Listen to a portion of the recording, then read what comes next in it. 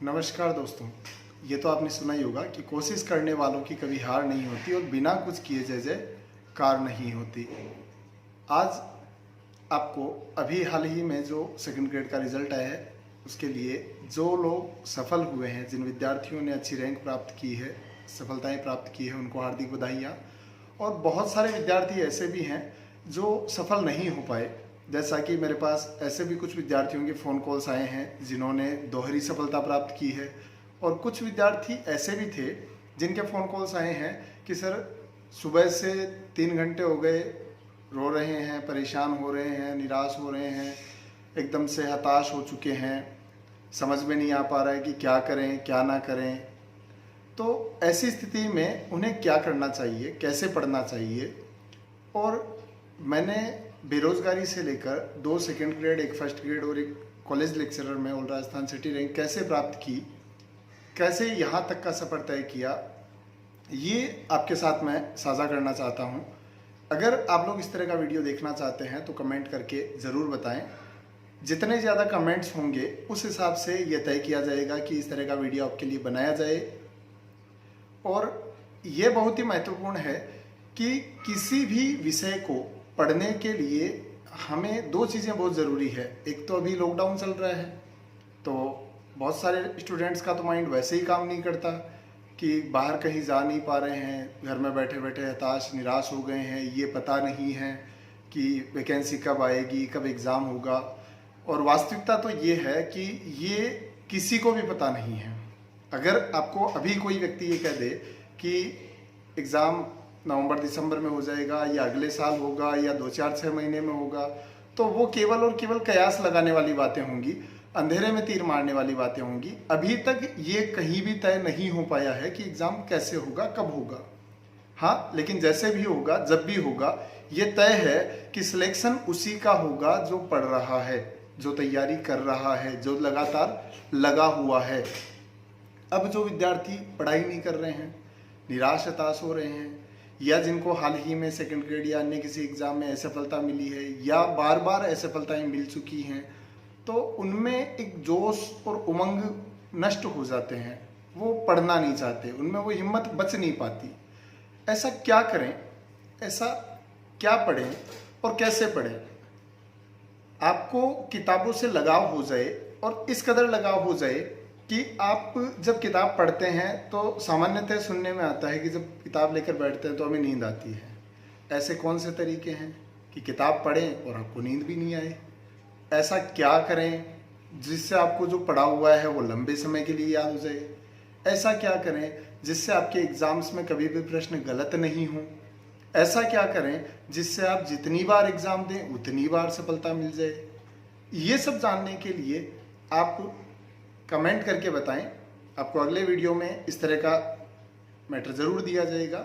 और इस लॉकडाउन में तैयारी कैसे करें, क्या करें, और मैंने अब तक का ये सफ़र कैसे तय किया, उसके पीछे क्या स्ट्रेटजी रही, क्या रणनीति रही, किस प्रकार पढ़ा जाए, ये सब अगर आप जानना चाहते हैं तो कमेंट करके बताएं। चलिए आज का अपन टॉपिक शुरू करते हैं। देखो दोस्तों, आपने संधि तो पढ़ी होगी, और अभी आज एक छोटी सी संधि है तोड़ ली सूत्र से, परसवर्ण या लत्व संधि।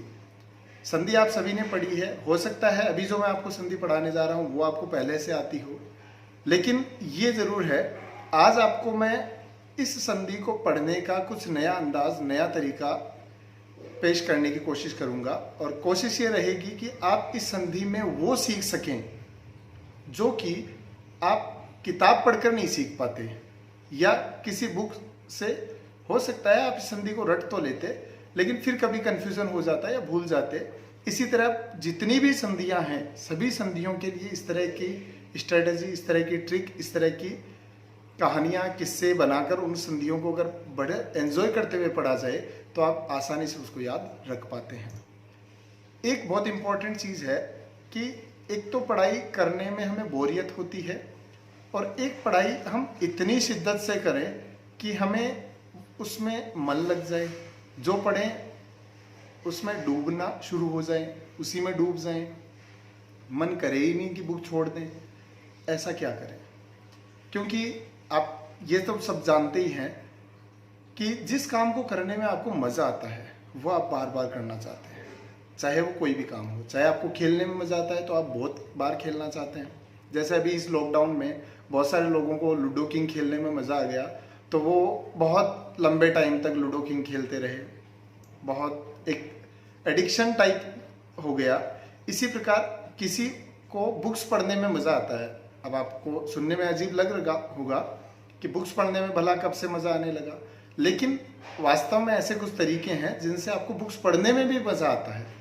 तो ऐसे कौन से तरीके हैं, ऐसा क्या किया जाए जिससे आपको बुक्स पढ़ने में मज़ा आने लगे, ये अगर आप जानना चाहते हैं तो कमेंट करके बताएं। आज की आप संधि के बारे में देखते हैं कि परसवर्ण या लत्व संधि को बड़े मज़े से नए अंदाज में कैसे याद करें। चलिए आइए देखते हैं। संधि आप लोगों ने खूब पढ़ी है, बहुत सारे वीडियो यूट्यूब पे देखे होंगे, लेकिन आज मैं आपको संधि को कुछ नए अंदाज में अलग तरीके से पढ़ाने की कोशिश करूंगा। हालांकि जिस संधि की हम बात कर रहे हैं हो सकता है आपको पहले से आती हो, फिर भी इस वीडियो को अंत तक ज़रूर देखना, हो सकता है आपको कुछ नया सीखने को ज़रूर मिलेगा। तो शुरू करते हैं। व्यंजन संधि में एक संधि है परसवर्ण या लत्व संधि। अब इस संधि को शुरू करने से पहले आपको एक स्टोरी सुनाता हूँ, जिससे आपको ये संधि जिंदगी में कभी आप भूलना चाहो तो भी नहीं भूल पाओगे। एक बार मान लेते हैं, ये कल्पना है, इसका वास्तविकता से कोई संबंध नहीं है, लेकिन क्योंकि हमें तो याद करने से मतलब है इसलिए आपको ये कहानी सुनाई जा रही है। मान लेते हैं एक बार महर्षि पाणिनि जी रामलीला मैदान की तरफ से गुजर रहे थे। अब वहाँ रामलीला मैदान में उन दिनों काफ़ी भीड़ रहती है, नवरात्रों के आसपास का समय था, तो चेन स्नैचिंग की घटनाएं काफ़ी हो रही थी। तो एक महिला की किसी चोर ने चेन तोड़ ली, तो जैसे ही उसकी चेन तोड़ ली तो वो महिला जोर जोर से चिल्लाने लगी, तोड़ ली तोड़ ली। तो यह सुनकर महर्षि पाणिनि ने एक सूत्र बना डाला, तोड़ ली। अब क्या हुआ, अब सूत्र तो बना दिया, अब उसका अर्थ भी समझाना था। तो उसको समझाने के लिए महर्षि ने आगे का घटनाक्रम देखा और देखा कि जैसे ही उस महिला की चेन तोड़ ली तो पहले तो वो चिल्लाती रही, फिर जैसे ही उसने भाग के या उसके आसपास के लोगों ने उस चोर को पकड़ लिया, तब भीड़ का आपको पता है, जब भीड़ के धक्के कोई चढ़ता है तो उसकी क्या हालत होती है। तो वैसे ही जब लोग इकट्ठा हुए, वह चोर उनके हाथ लगा तो लोग अपना हाथ साफ करने के लिए उस पर टूट पड़े और उन्होंने शुरू कर दिया तय थे दे दनादन दै ध। उस चोर की बहुत बुरी तरह से धुलाई कर दी। तो उस चोर ने क्या कहा, बलल, अर्थात ले ले, अब तेरी चेन वापस ले ले, मुझे नहीं चाहिए। तो अब क्योंकि भीड़ तो भीड़ होती है, भीड़ का कोई नाम नहीं होता, वहाँ बहुत बुरी तरह पिटाई होने के कारण वह चोर गिड़गिड़ाने लगा, माफ़ी मांगने लगा और उसने कहा कि ना, अब नहीं तोड़ूंगा, अब मैं किसी भी महिला की या किसी की भी कोई चेन नहीं तोड़ूंगा, कोई चोरी नहीं करूंगा, ले ये तुम वापस ले लो। और क्योंकि उसके जब तक वो मना कर रहा था तब तक उसके मुंह पर इतनी चोटें लग चुकी थी कि उसकी ध्वनि भी साफ नहीं आ रही थी और मुख के साथ साथ नासिका से ध्वनि आ रही थी, इसलिए अनुनासिक लय उसके मुंह से निकल रहा था।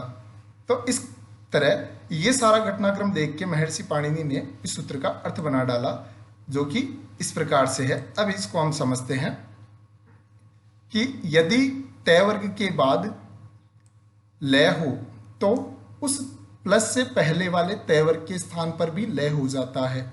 जैसे आप देख रहे हैं स्क्रीन पर कि तय थ द ध, ये चारों हलंत होने चाहिए, इनमें से कोई भी आए तो तय थ द ध, इनके स्थान पर लय हो जाएगा यदि प्लस के बाद कोई लय हो तो, और यदि न होगा तो और उसके बाद लय होगा तो उस न के स्थान पर लय तो होगा, लेकिन क्योंकि वो न के स्थान पर हो रहा है इसलिए अनुनासिक होगा। क्योंकि न एक नासिक्य वर्ण है तो इसके स्थान पर भी नासिक्य वर्ण ही होना चाहिए, तो इसलिए नासिक्य बनाने के लिए उसको अनुनासिक का प्रयोग करते हुए लय का प्रयोग करेंगे। तो बहुत ही सीधा सा अर्थ है, आप समझ रहे हैं कि तय थ ध के स्थान पर लय हो जाता है यदि प्लस के बाद लय हो, और न के स्थान पर अनुनासिक लय हो जाता है यदि उसके बाद में लय हो तो। अब देखते हैं इसके उदाहरण। जैसे हमारे पास पहला उदाहरण है उद प्लस लास्य है। इस स्थिति में उद में द के बाद लय भी है, इसलिए इस द के स्थान पर लय कर दिया जाएगा। और इसको मिलाने पर उ द के स्थान पर ल हो चुका और ल और लासह मिलाएंगे तो बन जाएगा उल्लासह। यहाँ विसर्ग आना है, उल्लासह बन जाएगा। इसी प्रकार जगत प्लस लियते, इस उदाहरण में जगत में तय के बाद ल है, इसलिए तय के स्थान पर भी ल हो जाएगा और उदाहरण बनेगा हमारे पास जगल लियते। इसी प्रकार उद्लेख है, उद में द के स्थान पर ल हुआ क्योंकि उसके बाद भी ल दिया हुआ है, तो ऐसी स्थिति में मिलाने पर इसको बनेगा उल्लेख है। अगला उदाहरण हम न का देखते हैं। न में क्या होता है कि ग्रंथान प्लस लाती, इस हिसाब से यहां न के बाद ल है। अब क्योंकि न के स्थान पर हम पहले पढ़ चुके हैं कि न के स्थान पर अनुनासिक लय करना है, इसलिए यहां पर न के स्थान पर अनुनासिक लय करेंगे और उसको मिलाने पर हमारे पास बनेगा ग्रंथान लाती। इसी प्रकार विद्वान प्लस लिखती, इस उदाहरण में हम देखें तो न के स्थान पर अनुनासिक लय करने पर बन जाएगा विद्वान लिखती। अब इसको इस तरह से अगर देखें तो अनुनासिक जो है वो लय पर आना है, परंतु जब इसको मिलाकर लिखेंगे तो इसको हम यूं भी लिख सकते हैं विद्वान लिखती। अब क्योंकि यह अनुनासिक इसके अंदर तो आता नहीं है, इसलिए इसको इस प्रकार से लिखा जाएगा विद्वान लिखती। इसी प्रकार यदि हम मान लो संधि विच्छेद करना चाहें तो कैसे होगा।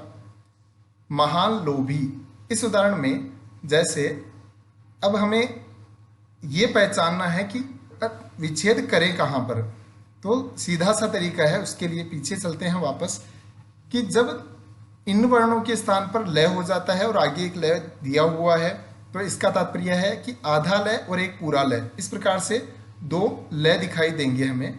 या फिर यदि न के स्थान पर अनुनासिक हुआ है तो एक अनुनासिक लय और फिर एक लय, कुल मिलाकर दो लय दिखाई देंगे। तो पूर्व वाला जो लय है उसके स्थान पर हम चेंज कर देंगे। यदि पूर्व वाला लय अनुनासिक है तो उसके स्थान पर न करेंगे, यदि पूर्व वाला लय केवल हलंत लय ही है तो उसके स्थान पर तय थ दै ध इनके प्रयोग करेंगे अर्थ के अनुसार। जैसे यहां हम देखते हैं महान लोभी, यहां पर लय के बाद एक लय और है, परंतु पूर्व वाला जो लय है वो अनुनासिक है, इसलिए इस अनुनासिक लय के स्थान पर हमें न करना होगा। तो इस अनुनासिक लय के स्थान पर हमने न कर दिया। विशेष बात ध्यान रखने की यह है, अनुच्छेद विच्छेद करते समय कभी भी जैसे ही हम चेंज करते हैं तो उसके जस्ट बाद में हमें प्लस का प्रयोग करना होता है। जैसे लय के स्थान पर न कर दिया तो उसके तुरंत बाद प्लस लगा देंगे और आगे वाले वर्ण को, आगे वाला जो शब्दांश है या पद है उसको प्लस के बाद लिख देंगे। जैसे न आ गया तो महान प्लस लोभी, ये बन जाएगा। इसी प्रकार यदि वापस संधि विच्छेद करना हो तो न के स्थान पर अनुनासिक लय लगाएंगे, महान प्लस लेखक है तो बन जाएगा हमारे पास महान लेखक है।